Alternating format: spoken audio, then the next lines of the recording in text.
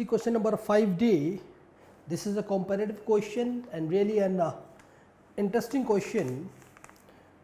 The question is, how do the Buddhism and the Nyaya philosophers explain our knowledge of the absence of the jar on the table? Answer in detail. Now you can think that if you have to write the answer of this question, in how many parts you can write? Actually you have to frame your answer in 3 parts.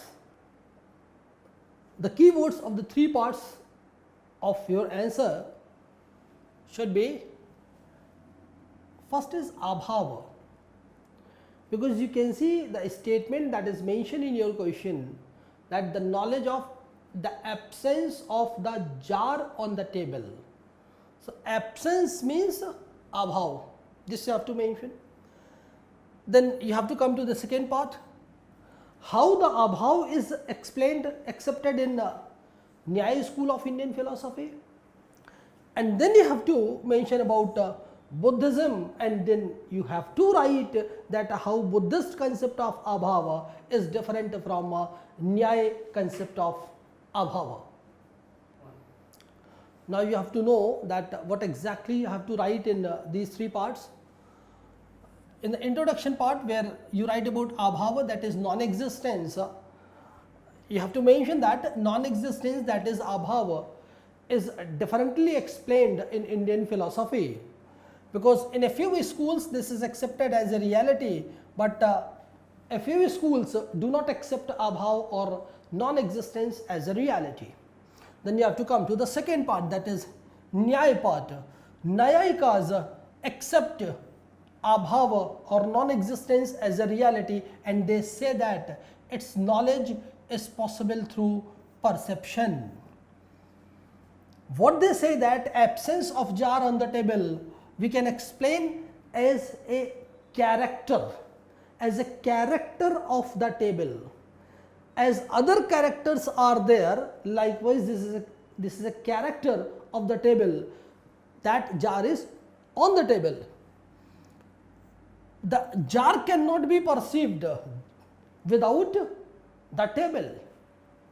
That's why they say that as other attributes are there, other qualities are there, like color of table, size of table, likewise the jar on the table.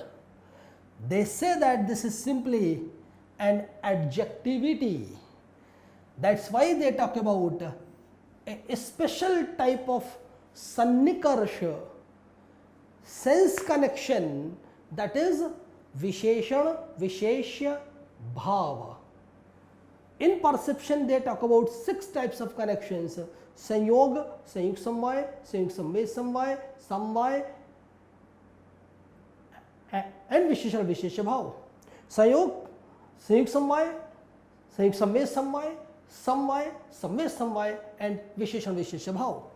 The 6th is visheshana, visheshya bhava.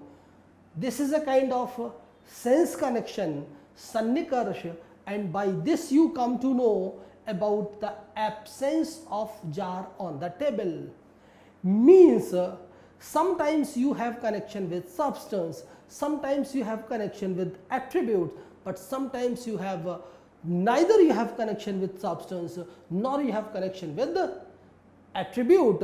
That is visheshana, visheshya bhava. Visheshana is adjective, the attribute, and the vishesha is the substance.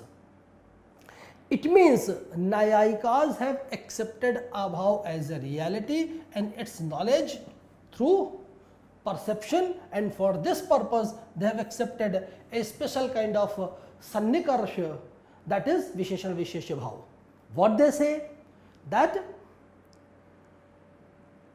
as the other character of the table are there, similarly the presence of jar on the table is there. So simply this is a kind of perception. What Buddhists say, that actually Buddhists have opposed the Nyaya concept of abhava. They do not accept abhava as a reality. What they say, that non-existence is always determined by its positive counterpart, that is existence. Without talking about existence, you cannot talk about non-existence. So there is no need to accept the non-existence as a reality. So this is simply Nyaya Buddhist conflict regarding absence, non-existence or abhav. Nyaya has accepted abhav as a reality. Buddhists do not accept abhav as a reality.